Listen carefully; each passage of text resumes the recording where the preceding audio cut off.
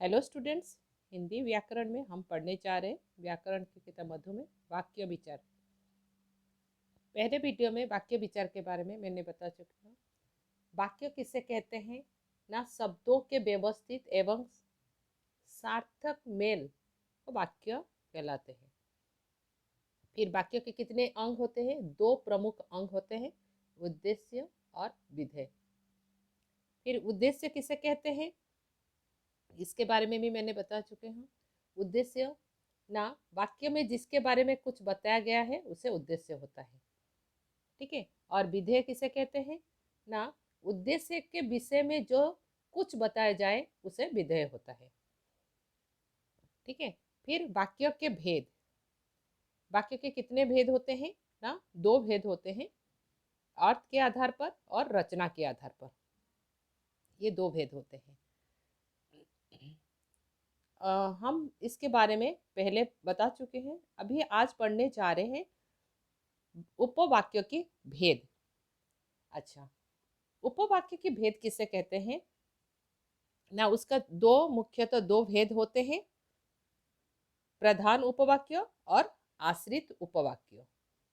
समुच्चयबोधक अव्यय में सीखते समय ध्यान दीजिए, समुच्चयबोधक अव्यय सीखते समय आपने जाना कि कभी कभी एक ही वाक्य दो या अधिक वाक्यों का समुच्चयबोधक अव्यय से जोड़कर बनाते हैं, ठीक है। तो प्रधान उपवाक्य किसे कहते हैं इसके बारे में देखिए, प्रधान उपवाक्य किसे कहते हैं इसके बारे में हम जानते हैं ना, वाक्य के मुख्य उद्देश्य तथा मुख्य विधेय से निर्मित जो बनाए जाते उपवाक्य प्रधान उपवाक्य होता है, ठीक है।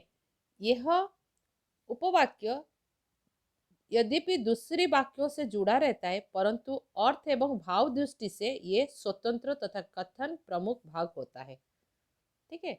उसे प्रधान उपवाक्य कहा जाता है, जिसके बारे में हम यहाँ जानते हैं। देखिए, ये तुम वहां मिलना जहां दूध के डिब्बे है, ये जहां दूध के डिब्बे है ये प्रधान उपवाक्य है।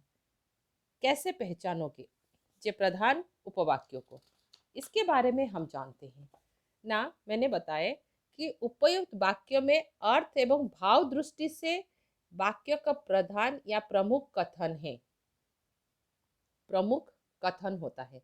तो प्रमुख कथन क्या है? जहां दूध के डिपो है वहां तुम मिलना, तो इसीलिए ये प्रमुख लाइन है, प्रमुख वाक्य है, जहां दूध के डिपो है तुम वहां मिलना, तो ये इसमें प्रधान वाक्य हुआ, ठीक है। उसी प्रकार आश्रित उपवाक्य, आश्रित उपवाक्य किसे कहते हैं? जो उपवाक्य प्रधान उपवाक्य पर आश्रित हो, जो उपवाक्य प्रधान उपवाक्य ऊपर आश्रित हो उसे आश्रित उपवाक्य कहते हैं। ध्यान रखिए, रचना की दृष्टि से आश्रित उपवाक्य स्वतंत्र प्रतीत होता है, ठीक है। इसी में इसीलिए लिखा है, मिश्रित वाक्यों में जो वाक्य अपने अर्थ या भाव को स्पष्ट करने के लिए, भाव को ध्यान से सुनिए, भाव को स्पष्ट करने के लिए दूसरे उपवाक्य पर आश्रित होता है, उसे आश्रित उपवाक्य कहलाते हैं। जैसे ऊपर के वाक्य में जहां दूध की डिब्बा है तथा जब श्रेया आश्रित, छोड़िए, आश्रित उपवाक्य की भेद, आश्रित उपवाक्य की भेद, ये कितनी प्रकार के होते हैं ना, आश्रित उपवाक्य दो प्रकार के, संज्ञा उपवाक्य, विशेषण उपवाक्य, क्रिया विशेषण उपवाक्य। तो कितने प्रकार हुआ? तीन प्रकार है। फिर हम जानते हैं संज्ञा उपवाक्य किसे कहते हैं ना, प्रधान उपवाक्य की संज्ञा या सर्वनाम जिस उपवाक्य में है वह संज्ञा उपवाक्य कहलाता है, ठीक है। वो वाक्य उपवाक्य होता है जो कर्म होते हैं, उपवाक्य में कर्म होते हैं और संज्ञा या संज्ञा पदवंत के स्थान पर आते हैं, प्रायतः होते हैं। कई बार की का लोप भी हो जाता है, कभी कभी की लगा के भी वाक्य बनाते हैं और कभी कभी की का भी लोप हो जाता है। प्रधान उपवाक्य की क्रिया के साथ क्या लगाकर प्रश्न करने पर उत्तर जो आते हैं उसे संज्ञा उपवाक्य कहते हैं, ठीक है। तो आप संज्ञा उपवाक्य पहचानने के लिए क्योंकि इसमें प्रधान वाक्य कही गई इच्छा क्या है ये बात बताई गई। इस प्रकार उपवाक्य को पूर्ण रूप से एक कथन या बात है। ठीक है, संज्ञा उपवाक्य में पूर्व प्राय की लगा के, ध्यान दीजिए, की लगा के, कभी कभी की का भी लोप किया जाता है और कभी कभी की भी रहता है। समुच्चय बोधक अव्यय का प्रयोग किया जाता है किसमें? संज्ञा उपवाक्यों में। याद ध्यान दीजिए, आप घर की मालकिन है, यहाँ पर की नहीं है, यहाँ यह कौन नहीं जानता, तो इसमें इंपॉर्टेंस किसमें दिया जाए? आप घर की मालकिन हो। तो आप देखिए संज्ञा की इंपॉर्टेंस दिए गए हैं, जिसमें उपवाक्यों में, मुख्य उपवाक्यों में कर्म होते हैं और संज्ञा पद के बंद पे होता है और क्या लगा के परिश्रम कर। यहाँ पर देखिए, सब जानते हैं कि, सब जानते हैं कि का समुच्चय बोधक प्रयोग किया कि परिश्रम का फल मीठा होता है। इस प्रकार विशेषण उपवाक्य क्या है? जिस उपवाक्य में प्रधान वाक्य की संज्ञा सर्वनाम की विशेषता बताई जाते हैं। ध्यान दीजिए, सर्वनाम की इसमें संज्ञा और सर्वनाम की विशेषता बताए जाते हैं, उससे कहते हैं विशेषण उपवाक्य। तो देखिए, परिश्रम हो गया विशेषण, जो परिश्रम होते हैं वही सफल प्राप्त करते हैं। ठीक है, तो यहाँ पर क्या देखना है ना, संज्ञा और सर्वनाम की विशेषण जो बताते हैं उसे विशेषण उपवाक्य कहते हैं। क्रिया विशेषण उपवाक्य में क्या होता है? जिन उपवाक्यों में, ध्यान दीजिए, जिन उपवाक्यों में प्रधान उपवाक्यों के क्रिया के समय, स्थान, रीति, काल, स्थान, परिणाम के बारे में बताया जाए उससे कहते हैं क्रिया विशेषण उपवाक्य। ध्यान दीजिए, इसमें क्रिया का इंपॉर्टेंस दिया जा रहा है और क्रिया की विशेषता बताई जा रही है और उसमें समय, स्थान, रीति, परिणाम के बारे में बताया जा रहा है। देखिए, तुम वहां चले जाओ जहां बस रुकती है। ठीक है, तो रुकती है तो आपको क्रिया पता है, बट यहाँ जो क्या रुकती है क्रिया, इसमें बस एक स्थान के बारे में दिया जा रहा है। जितने तुम उससे उससे आशा करती हो उसने पूरी नहीं होने वाली है। जितने तुमने उससे आशा करती हो, जितनी तुम उससे आशा करती हो, हाँ, आशा करती हो किसने? तो तुमने, तो आशा करती हो उसने पूरी नहीं होने वाली है। तो यहाँ पर क्रिया विशेषण आशा करती हो किसे? ना उससे। ठीक है, तो सर्वनाम के ऊपर आया। तो क्रिया विशेषण उपवाक्य में जो उपवाक्य मुख्य उपवाक्य क्रिया विशेषता, रीति, काल, स्थान, परिमाण इसके बारे में बताए, हाँ, तो उससे कहते हैं ठीक है, आप उसके बाद आइए वाक्यों के रूपांतर परिवर्तन। ये बहुत इजी है। देखिए, विधान वाचक में से हम एक ही वाक्यों को, ये विधानवाचक वाक्यों को, इसमें निषेधवाचक, प्रश्नवाचक, विस्मयवाचक, आज्ञावाचक, इच्छावाचक, संकेतवाचक, संदेहवाचक में परिवर्तन करेंगे। देखिए किस प्रकार। शिखर क्रिकेट खेलता है, ये आपका विधानवाचक है। ठीक है, तो यहाँ विधानवाचक को आप निषेधावाचक में शेखर नहीं खेलता है, इसमें नहीं लगा दोगे तो निषेधवाचक आ गया। फिर प्रश्न पूछो, क्या शिखर क्रिकेट खेलता है? तो ये प्रश्नवाचक हो गया।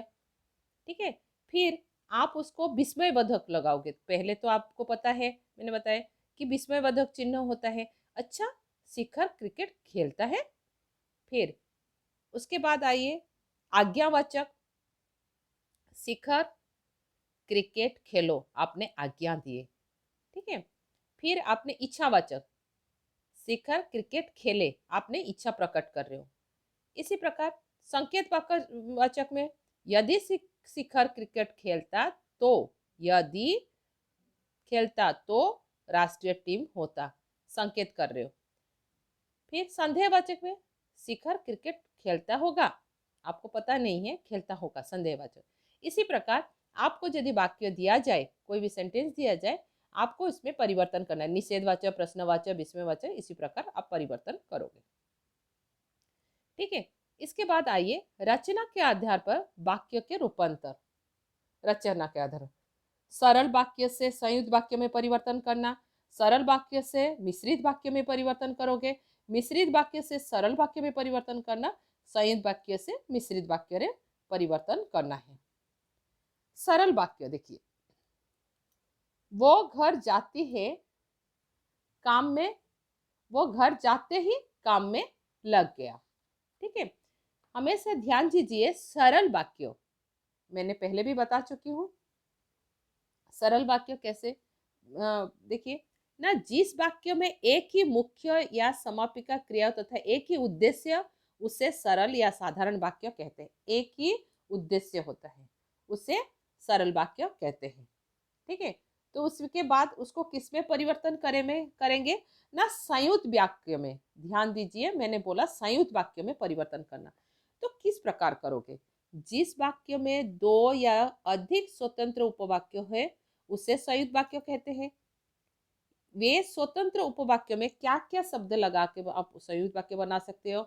और, तथा, या, ध्यान दीजिए, आप लिख सकते हो और, तथा, या, अथवा, परंतु, किंतु, ये सारे शब्दों को आपने जैसे समुच्चयबोधक द्वारा जोड़ते हैं उसी प्रकार आप जोड़ सकते हो। देखिए, वो घर जाते ही काम में लग गया, संयुक्त वाक्य में परिवर्तन करना, वो घर गया और काम में लग गया और लगा के। इस प्रकार आप देखिए सरल वाक्यों को फिर हम मिश्रित वाक्य में परिवर्तन करेंगे। हाँ, तो मिश्रित वाक्य के लिए ये भी जानना जरूरी है। मिश्रित वाक्य के लिए ना, जिन वाक्यों में एक उपवाक्य प्रधान हो तथा अन्य उपवाक्य उस पर आश्रित हो, उसे मिश्र वाक्य व मिश्रित वाक्य कहते हैं। ठीक है, तो इसमें क्या लगाना होता है, आप कैसे करोगे वाक्य में परिवर्तन? ज्यादातर हम जब परिवर्तन करते हैं मिश्र वाक्य में, ध्यान दीजिए, वाक्य में परिवर्तन करते हैं तो उसमें क्या करते हैं ना, जब और तब लगाते हैं, इस प्रकार के शब्द लगाते हैं। ठीक है, तो आप वाक्यों को परिवर्तन कर सकते हो, हमेशा नहीं, कभी कभी। तो जब तब लगा के भी आप उसको परिवर्तन कर, जैसे ही, जैसे लगा के ऐसे करके, जैसे तैसे। तो देखिए यहाँ पर, इसी बच्चे को गाय ने सींग मारा था, तो आप देखो इसमें कैसे परिवर्तन हुआ। यह यह लगाए इसमें, वही बच्चे है जिसे, मैंने बोला गाय के सींग ने मारा था, तो यह और जिसे लगा के दो वाक्यों में परिवर्तन किए।